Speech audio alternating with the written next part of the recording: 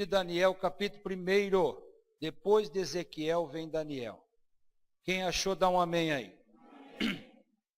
No ano 3º do reinado de Jeoaquim, rei de Judá, veio Nabucodonosor, rei da Babilônia, a Jerusalém e a cercou. O Senhor lhe entregou nas mãos de Jeoaquim, rei de Judá, e alguns dos utensílios da casa de Deus, a estes levou-os para a terra de Sinar, para a casa do seu Deus, e o pôs na casa do tesouro do seu Deus. Disse o rei a Aspenaz, chefe dos seus eunucos, que trouxesse algum dos filhos de Israel, tanto da linhagem real como a dos nobres, jovens sem nenhum defeito de boa aparência, instruído em toda sabedoria, doutos em ciência, versado no conhecimento, e que fosse competente para assistirem no palácio do rei, e lhe ensinasse a cultura da língua dos caldeus.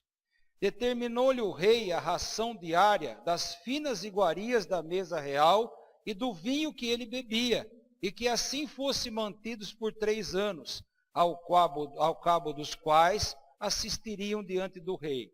Entre eles se achavam os filhos de Judá, Daniel, Ananias, Misael e Azarias.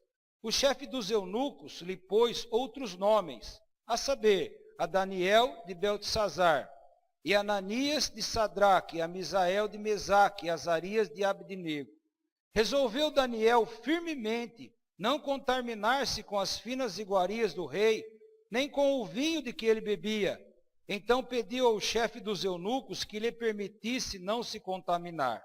Ora, Deus concedeu a Daniel misericórdia e compreensão da parte do chefe dos eunucos. Disse o chefe dos eunucos a Daniel: tenho medo do meu senhor, o rei, que determinou a vossa comida e a vossa bebida, para que, pois, veria ele vosso rosto mais abatido do que os dos outros jovens da vossa idade, assim poria em perigo a minha cabeça perante o rei. Então disse a Daniel ao cozinheiro-chefe, a quem o chefe dos eunucos havia encarregado de cuidar de Daniel, Ananias, Misael e Azarias: experimenta, peço-te aos seus servos 10 dias, e que se nos deem legume a comer e água a beber. Então veja se diante da nossa aparência e dos nossos jovens, que comem as finas iguarias do rei, e segundo vires, age conforme o teu servo. Ele atentou e experimentou 10 dias. No fim dos 10 dias, a sua aparência era melhor.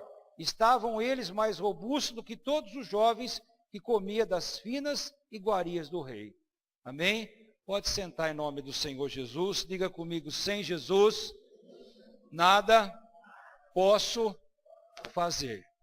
Meu irmão, nós estamos falando de um passado muito longínquo. Nós estamos falando de uma época que beira 9.000, 10.000 anos atrás. E naquele tempo, Israel deixou o caminho de Deus. Por isso que ele entregou o rei da Síria. Mas naquela nação tão grande, será que os 100% das pessoas estavam erradas? Claro que não. Havia algumas pessoas em Israel que não tinham pecado, que não tinham culpa daquele problema. Havia algumas pessoas naquela cidade que não estavam erradas. E aí você fala assim para mim: puxa vida, Deus foi injusto. Por quê? Porque se nem todo mundo estava errado, por que aquelas pessoas foram no meio daqueles aprisionados? E aí eu trago aquela situação para o nosso momento que nós vivemos hoje. Às vezes, meu irmão, você tem uma vida com Deus, você ama Deus, você quer andar nos caminhos do Senhor. E eu conheço muita gente que realmente tem um coração sincero com Deus. Mas de repente acontece algo na sua vida, que quando a gente olha, a gente fala: foi uma injustiça. Puxa, eu não merecia estar passando por isso. E isso daí, meu irmão, não é com você, é com todos nós. Algum momento da nossa vida vai acontecer algo que a gente não merecia, porque esse mundo é injusto. Nós estamos vivendo uma terra de injustiça. A Bíblia fala que nessa terra o dinheiro responde por tudo. Quer dizer, quem tem mais, meu irmão, tem voz mais alta. Quem tem mais, tem um alcance mais alto nesta terra. Mas quando eu sou de Deus, quando eu entendo os caminhos de Deus, eu não me revolto. Eu vejo aí uma possibilidade de melhorar.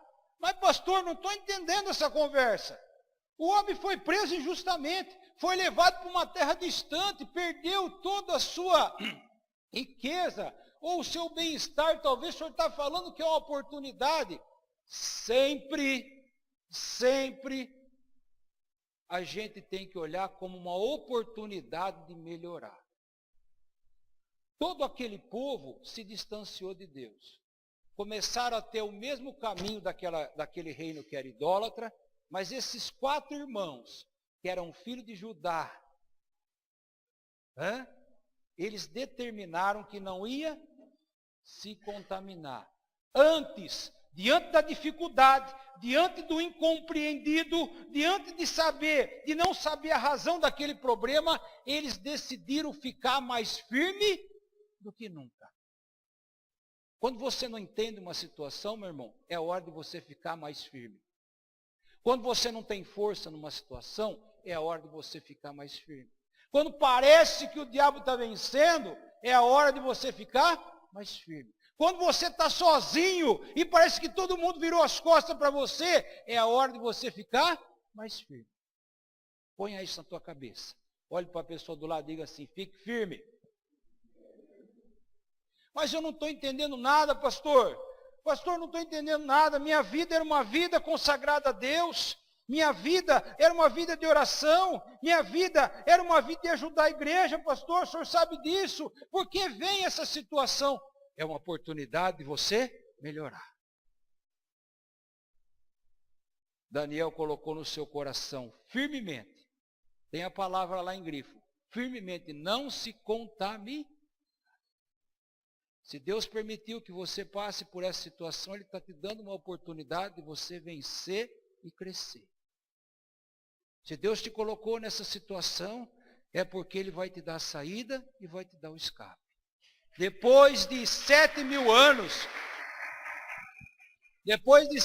anos, vem Paulo em Coríntios, capítulo 15, e fala assim, o Senhor não te dá a tribulação que você não possa suportar. Antes, com a tribulação que você suporta, Ele te dá o escape. Meu irmão, eu não preciso entender para ficar firme, preciso? Para confiar, eu preciso saber o que está acontecendo? Não. Para saber que Deus não falha, precisa vir o anjo e falar assim, coitadinha de você, você está numa injustiça. Não. Eu sei a vida que eu tenho com Deus. Você sabe a vida que você tem com Deus? Sim ou não? Se você entrou nessa situação, foi Deus que permitiu. E se permitiu, Ele vai tirar você daí com a cabeça erguida. Ó, a primeira sensação que nos vem é a sensação da carne. Fraqueza. A primeira sensação que vem é a sensação de impotência. Não posso fazer nada, estou preso diante do rei Nabucodonosor da Síria. Como é que eu vou sair daqui? Essa é a sensação da carne. Primeira sensação que vem, desistir. Né, dona Roseli? Chorar, desistir. Se voltar contra Deus. Por que, Deus? Primeira sensação que vem, vontade de abandonar. Olha para a pessoa do lado e fala assim, não abandona não, meu. Não abandona não, que a coisa é pior. Daniel se mostrou uma pessoa diferente de todas as outras. Ele não aceitava aquela situação. Meu irmão, quando você se entrega, você está aceitando aquela situação. Quando você se entrega, você para de lutar, você está falando, pronto, diabo, você venceu, eu aceito a derrota. Acabou, acabou, acabou. Eu vou ficar escravo aqui, eu vou ficar a minha vida inteira aqui de escravo, você é um serviçal diante do rei, você é um Zé Mané aqui, acabou. Daniel não. Daniel foi conversar com o chefe, falou, rapaz, ó, eu estou pensando uma coisa aqui, dá só legumes e água para nós, deixa o vinho, a comida consagrada aos ídolos, aí você dá para as outras pessoas. Ele foi lá argumentar. E diz a palavra que Deus deu graça para ele junto ao chefe da casa, e o chefe deu a comida para ele. Ele não precisou beber do vinho, se embriagar, ele não precisou se contaminar com as comidas oferecidas aos ídolos. Então Deus já começou a abrir uma porta. Deus já começou a abrir uma porta. Meu irmão, como é que você está na luta? Como é que você está? Diante da luta, você entrega o ponto? Só porque você não está entendendo, você... Ai, o que é isso, meu irmão? Nós temos um Deus soberano. Nós temos um Deus imbatível. Nós temos um Deus que de capa a capa a Bíblia mostra o seu poder. Nós temos um Deus que mandou o seu Filho e morreu na cruz por você. Você sabe a magnitude disso, como é que é? Quem já viu um formigueiro aí? Você já viu agora a época do formigueiro, viu? Não se assuste não. Na sua casa vai aparecer o formigueiro, lá viu, irmã Nilce? Agora é a época dela. E o que é que você faz? O formigueiro está lá, ou você põe um veneno, ou você joga água, não é assim? Vamos supor, meu irmão, que nós fôssemos formigas, ou que você fosse Deus, e você visse o formigueiro ali, e você visse que alguém ia destruir aquele formigueiro. Você falava assim, puxa vida, vai destruir aquele formigueiro. Mas você podia pensar assim, formiga não é nada, né? Mas quando é um Deus que ama alguma coisa, ele pegou uma roupa de formiga, se transformou numa formiga e foi lá no formigueiro falar para as formigas, pessoal, vamos sair daqui porque aqui vocês vão morrer, todo mundo. Deus olhou do céu e ele te via como uma formiga. Ele se transformou numa formiga para vir aqui falar para você, vamos mudar de caminho, porque esse caminho é um caminho de morte. Irmão, o que você faz com a formiga? Você taca água. Mas Deus veio nos salvar. Você acha que você está nessa situação, depois que ele morreu na cruz do Calvário, ele vai te abandonar? Ele perdeu o controle da sua vida. Agora Deus perdeu o controle da minha vida. Agora essa situação eu não resolvo mais. Agora essa enfermidade me acaba. Comece a olhar como Daniel. Daniel olhou aquilo como uma oportunidade de servir melhor a Deus. E quem serve melhor a Deus, vai mais alto. Ponha isso na tua cabeça. Daniel, diante daquela situação, não entendia nada, mas ele não deixou de confiar em Deus. Olhe para a pessoa do lado, diga aí, não deixe de confiar em Deus. Você pode abandonar você pode abandonar o seu parente, mas não deixe de confiar em Deus. Quando ele se sentia triste, ele ia orar. A palavra fala que Daniel orava 3 vezes por dia. Meu irmão, acontece alguma coisa em nossa vida, a primeira coisa que a gente para é de orar. Quando a gente orava, né? Primeira coisa que a gente para, pastor, não consigo nem orar. É mentira que eu estou falando, meu irmão? É aí que eu tenho que orar. Daniel orava de manhã, orava na hora do almoço e orava à tarde. Num país que ele tinha sido levado injustamente. Ele não deixou de falar com Deus. Meu irmão, Deus não é uma pessoa que a gente pode virar a cara. A pessoa não vai com a minha cara, eu vou deixá-la quieto lá, não vou brigar com ela. Deus, quando não está falando conosco, é agora que eu tenho que buscar Deus cada vez mais. E é aí que eu tenho que chorar no pé dele cada vez mais. O diabo está falando, deixa para lá, você está perdido, não tem mais jeito. A carne está falando, abandona, esquece, se conforma. Daniel não se conformava. Daniel cada vez mais buscava Deus. Um dia, o rei olhou para ele e falou assim, rapaz, mas tudo que esse moço faz, dá certo. O inimigo, aquele que prendeu ele.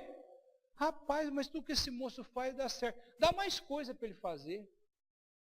Dá aquele outro para ele fazer. E ele foi descendo. E os outros foram abaixando. Meu irmão, por que você está abatido? Essa semana eu estava orando de madrugada e Deus falou assim, pergunta para o meu povo, por que ele está abatido? Pergunta lá para ele se algum dia eu falei na vida deles. Deus manda perguntar para você.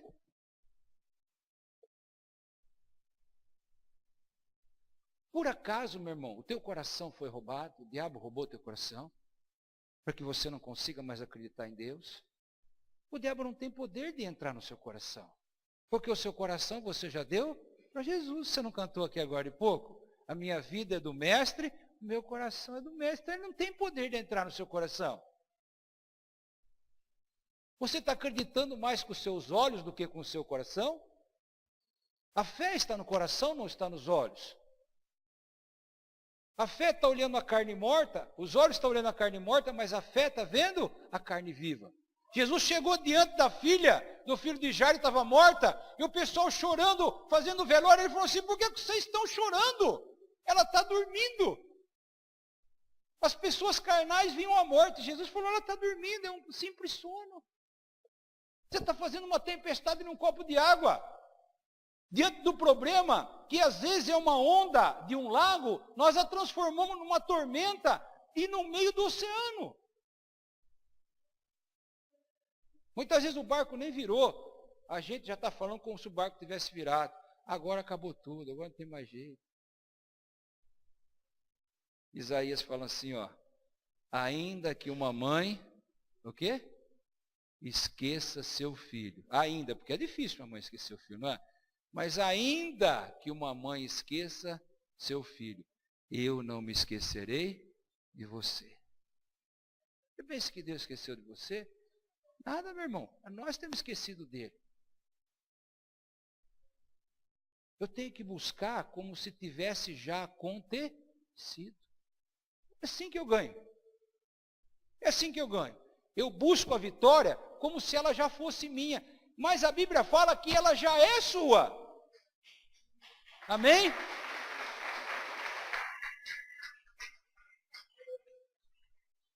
Nós somos um povo que o diabo tem medo. Ponha isso na tua cabeça. Nós somos um povo que pode mudar qualquer situação. O teu joelho no chão, a tua lágrima, nem a tua lágrima não é desperdiçada. A palavra de Deus fala que quando um servo, uma serva chora, vem um anjo, pega aquela lágrima e leva num odre, num vaso, diante do trono de Deus. Quem já leu isso aí? É verdade, então, não é? Deus não desperdiça nem a tua lágrima. Olhe para o diabo, meu irmão, se ele está agindo na tua vida e diga para ele, eu não vou desistir. Frente. Ele vai falar assim, não adianta. E você vai falar, quantas orações for preciso, quantas orações eu vou fazer. Diga para ele, eu vou até o final. Diga para ele assim, você quer ver deixar o diabo louco? Diga para o diabo assim, quando ele estiver na sua cabeça falando que não vai dar certo, você fala para ele, diabo, eu já sei o final das coisas. O final das coisas já está lá na Bíblia. Nós somos mais que vencedores.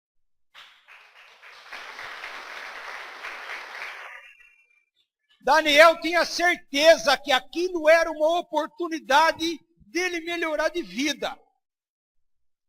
Daniel cresceu tanto que ele foi alvo de inveja. Não bastasse ele estar fora da sua terra, ter que aprender de outra cultura. Não tinha mais igreja para ele ir, porque aquela terra era uma terra idólatra. Ele fez da sua casa o templo de Deus. Quando ele conseguiu alguma ascensão, vieram algumas pessoas, se levantaram por inveja e planejaram contra a sua vida. Daniel foi lançado na cova dos leões. O rei, quando soube que era Daniel que não se curvou a estátua de ouro, o rei falou assim, eu não acredito, rapaz. Logo você, que é uma pessoa nota 10, eu vou fazer uma coisa. Eu vou mandar tocar de novo a buzina. E você se dobra agora e eu esqueço disso. Daniel falou assim, rei, quanto a isso eu não vou te responder. Deixa de dar resposta para o diabo. Deixa de conversar com o diabo. O diabo a gente expulsa, a gente não conversa com ele. ele começou a dar sugestão na tua cabeça, manda ele embora. Tenha medo que os outros estão escutando. Não, meu irmão, você não tem nada com ninguém. Ele começou a sugestionar na tua cabeça, expulsa ele da tua cabeça. A cabeça é a oficina do diabo. A cabeça está vazia, é a oficina do diabo. Manda ele embora.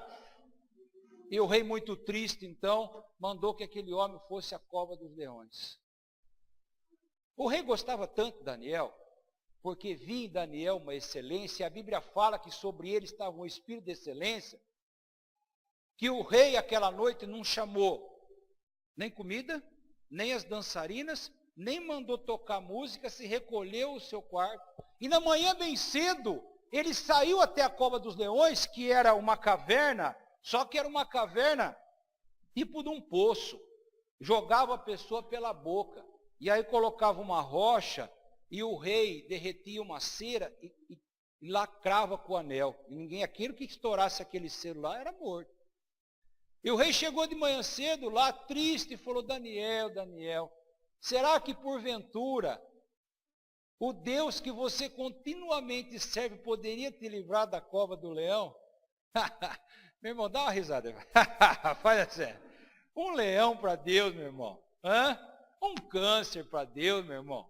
Um ladrão para Deus, meu irmão. Hã? 100 mil reais para Deus, meu irmão. É de dar risada. Eu imagino lá dentro da cova, Daniel deu risada da cara do leão. Falou, mas o que é um leão para Deus, rapaz? O que é um leão para o meu Deus? Que morreu na cruz por mim. Será que ele ia deixar eu agora morrer na boca do leão? E Daniel levanta a voz e fala, vive, ó rei. Muitos de nós ia falar assim, aí seu narizudo, gostou? Estou vivo. Tomou, papudo? Muitos de nós ia falar assim, mas olha o espírito de excelência que tinha naquele homem. Vive, ó rei. O Senhor olhou para mim e não achou pecado nenhum. E ele mandou o anjo e fechou a boca.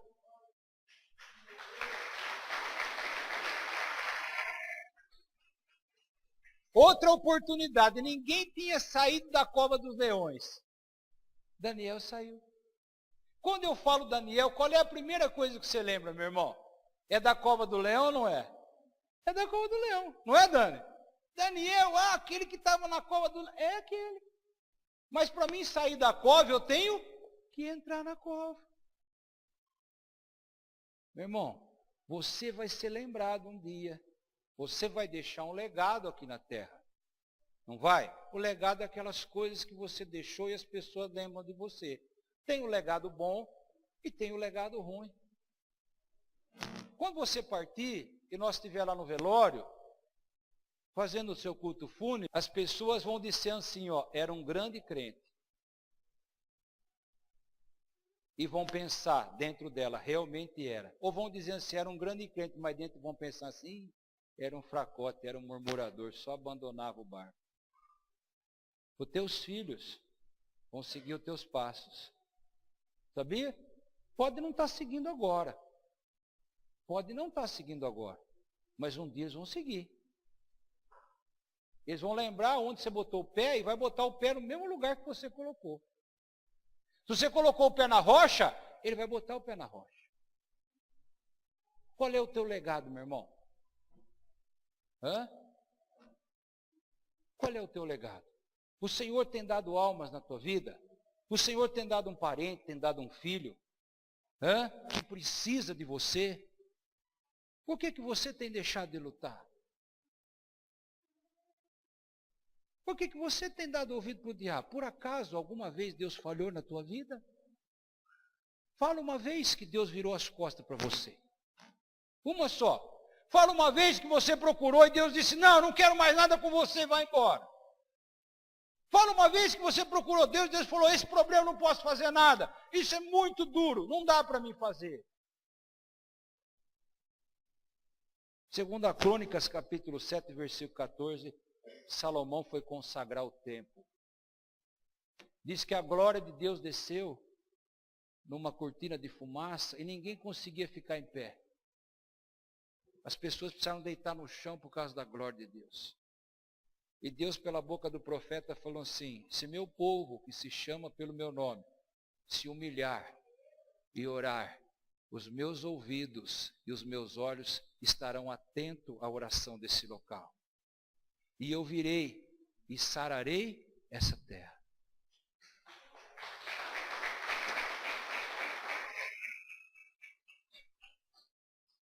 Irmão, pegue as oportunidades que Deus te dá. Pegue. Sem palavras, não havia igreja naquela época, Daniel fazia as maiores pregações. Você já imaginou aquele povo que deixou Deus, como é que ficou envergonhado? A nação inteira vendo Daniel sair da cova do leão. Você já imaginou? Não precisava nem falar nada, a pregação. Será que aquele povo se arrependeu? Claro que sim. Aquele povo que se dobrou a estátua de ouro, que era servo do Deus vivo, que por causa de morrer se dobrou aquela estátua de ouro. Você imagina, meu irmão, a vergonha que eles ficaram. Será que eles se arrependeram? Claro. Com certeza muitos voltaram à fé genuína, verdadeira, por causa da posição de um homem. Meu irmão, Deus está te dando uma oportunidade nessa luta. De salvar a tua família. De salvar o teu parente. De salvar o teu casamento. De salvar as tuas finanças. De salvar o teu filho. Deus está te dando uma oportunidade. Talvez Deus deixou você chegar lá no deserto, para que você veja aí uma oportunidade, de se salvar. Porque se você estiver no meio da floresta, você vai achar que está tudo bem. Se tiver muito fácil na tua vida, você vai achar que está muito bem. Às vezes Deus leva nós lá no deserto. E a palavra de Deus fala em Deuteronômio que Deus levou o povo no deserto para provar o seu coração. Não para morrer de fome, para provar o coração. Tem situação que Deus está provando o nosso coração. Tem situação que Deus está provando a nossa fé. Tem situação que nós não enxergamos uma oportunidade, mas um obstáculo. Não existe obstáculo para quem é de Deus. Nós não andamos por causa de dinheiro, nós não andamos quando temos força ou quando não temos, nós andamos pelo poder do Espírito de Deus. Amém, meu irmão? Se tem dinheiro, nós vamos, se não tem, nós vamos, se está difícil, nós vamos, se está fácil, nós vamos, se é algo impossível, melhor. É impossível? Então é uma grande oportunidade de eu me destacar. Não esmoleça, meu irmão. Você não está entendendo a situação? É a hora de ficar mais firme. Você não sabe o porquê? É a hora de você ficar mais firme. Quando eu não tenho nada para me apegar, eu me apego em quê, meu irmão? Em Deus. Quem é o juiz? Quem é o capeta? Quem é o demônio? Quem é o inferno inteiro perto daquele que deu a vida por você, meu irmão? Quem? Desceu à sepultura, depois de 3 dias, voltou por causa de você. Busca nas religiões aí, vê se tem alguma coisa comparada ao Evangelho. Ensinamentos que você encontra em toda a religião de caridade, isso, aquilo, mas nenhuma teve a coragem de levantar e falar assim: eu sou o caminho, a verdade e a vida. Nenhuma disse assim: eu sou Deus, eu morri por você. Ninguém. Nós vemos filosofia de vida, vemos aí um monte de história de carochinha, mas a única que fala assim: eu sou o caminho, a verdade e a vida, foi Jesus Cristo.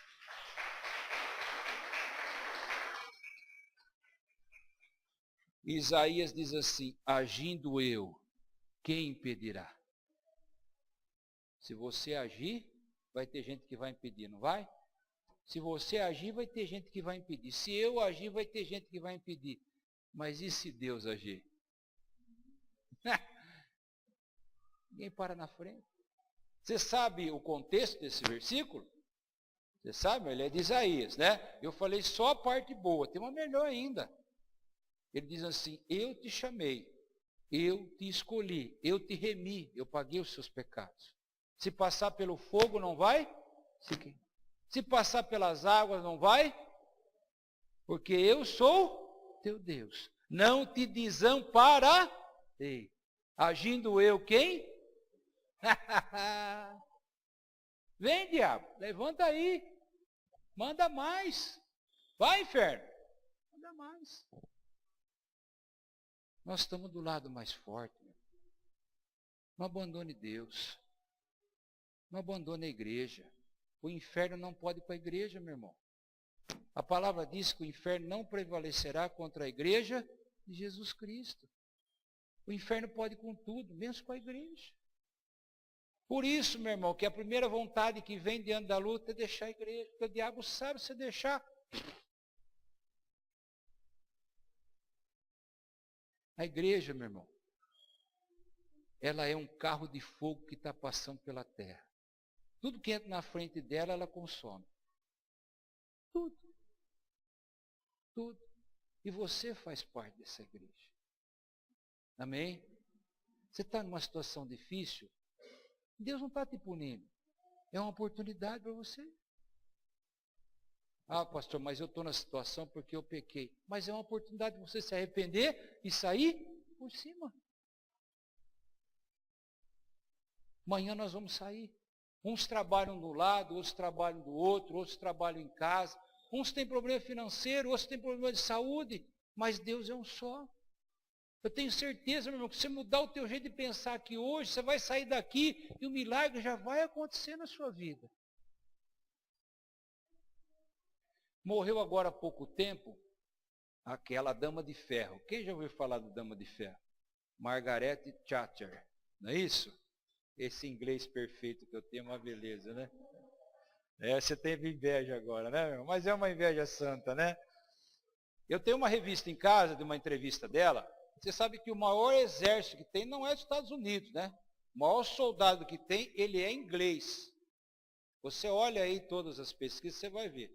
É o soldado mais disciplinado que tem.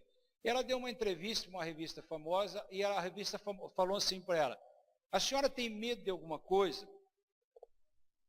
Ela falou assim: eu não tenho medo de nada. A única coisa que eu respeito é um crente orando. Eu tenho a revista lá. E perguntaram para ela por quê? Porque ela disse assim: porque a oração do justo pode muito em seus efeitos.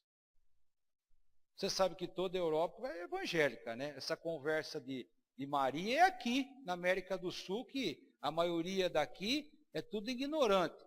Não no sentido pejorativo, não tem estudo. Então o nego conta uma história que Maria era virgem, que Maria isso aqui, conta uma história, o nego vai correndo atrás e vai acreditando. Europa não tem isso aí não, meu irmão. É o berço do protestante, você sabe disso, né?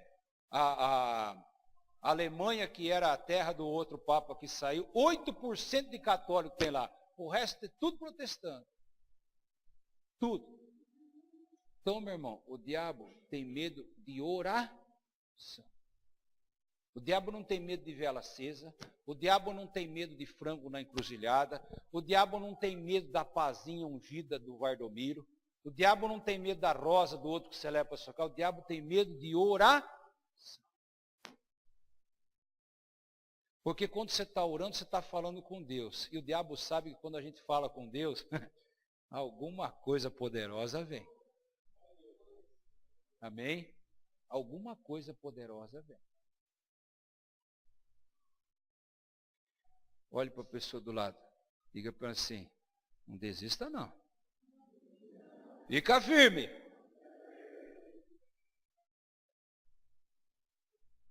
Alegra o teu coração, meu irmão. Deus deu uma luta para você, Ele confiou em você.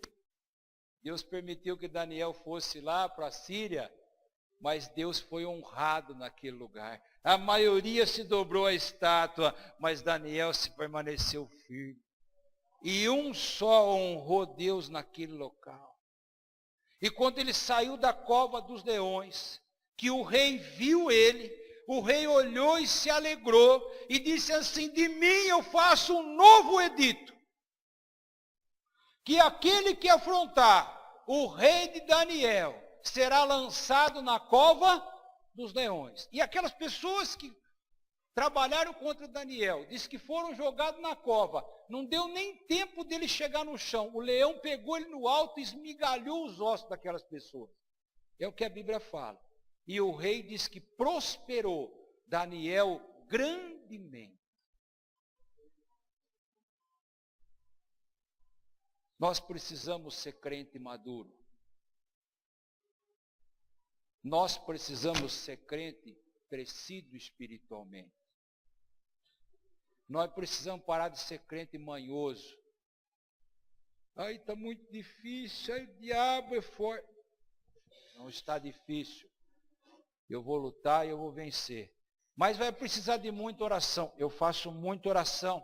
Vai precisar de muito jejum. Eu faço muito jejum. Vai demorar uma semana, um mês, um ano. Mas eu vou ficar firme uma semana, um mês, um ano. Até a corrente quebrar. Até a corrente quebrar. Até o diabo falando assim, eu não posso mais ficar aqui. Não fala isso, Paulão? Hã? Como é que ele falou? Não posso mais ficar aqui? Olha lá.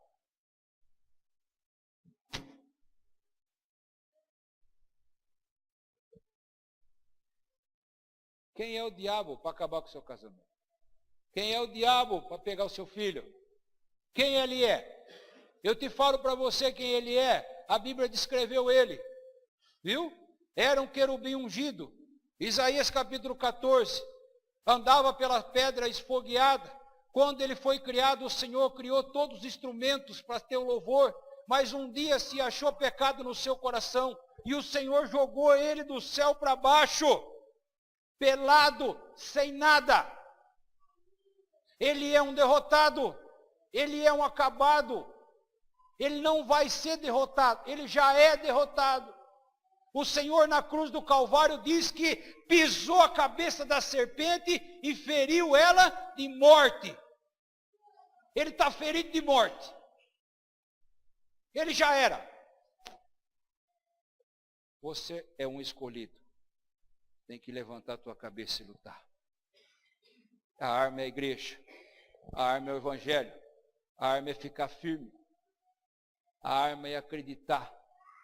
Hã? A arma não é correr atrás do outro. E aí, o que Deus mandou falar para mim? Dá uma profecia. A arma é lutar. A profecia já foi dada. Nós somos mais que vencedores em Cristo Jesus.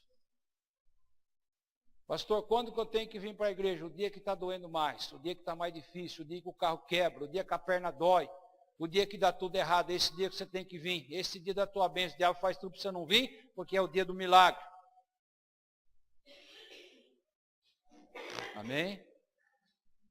Eu sou de Jesus. Na minha terra, na terra do inimigo, na cova do leão, em qualquer lugar. Amém, meu irmão? Eu sou de Jesus numa cama. E um pastor nosso teve um acidente de carro, perdeu uma perna. Já contei isso aqui. Aí a turma ia no hospital, que falavam assim para ele, tenha fé, meu irmão. Deus é bom, Deus vai dar força. Todo mundo chegava para ele e falava, tenha fé, meu irmão. Uma hora ele falou assim, meu, eu não perdi a fé, eu perdi a perna, meu. Estou com Jesus com uma perna só mesmo, vocês estão pensando o quê? Aí fizeram para ele assim, no lugar da escada, fizeram uma rampa, ele subia com a cadeira lá e pregava do mesmo jeito, meu irmão. Tinha uma perna só para pisar na cabeça do diabo, mas pisava. Depois fez uma prótese, foi melhorando. Vocês estão falando para mim ter fé, mas eu não perdi a fé, eu perdi uma perna. Amém, meu irmão? Vamos lutar. Vai sair daqui hoje, cabeça diferente. Vai sair daqui hoje para enfrentar. Amém? Você vai sair daqui hoje sabendo que essa situação que você está é uma oportunidade que Deus está te dando. Amém? Você quer ver como é uma oportunidade? Quando a pessoa chega na igreja a primeira vez, geralmente ela vem moída. Você já viu aquele patinho que você passa na máquina? Fica moidinho, não fica? Aí você fala pro açougueiro, passa de novo. Você já viu? A gente vem assim, o diabo passou nós na máquina umas 15 vezes, né? Não está nem muito, está uma pasta. Não é assim? Aí você chega assim e fala assim, nossa, se eu não tivesse na situação, não tinha vindo para Jesus. Não foi uma oportunidade? Aí você vem, Deus refaz sua vida, aquela pasta de carne volta a ser um músculo, uma coisa bonita, e você fala assim, puxa vida, aquilo foi uma oportunidade de eu conhecer Jesus. Amém, meu irmão? Daniel viveu há 7.000, 8.000 anos atrás. Quem é o Daniel dessa época aqui? Você. Fala para a pessoa do lado aí, você é o Daniel agora. Amém, meu irmão? É nós que não vamos se dobrar. É nós que vamos vencer. É nós que vamos honrar Deus. Amém? Amém?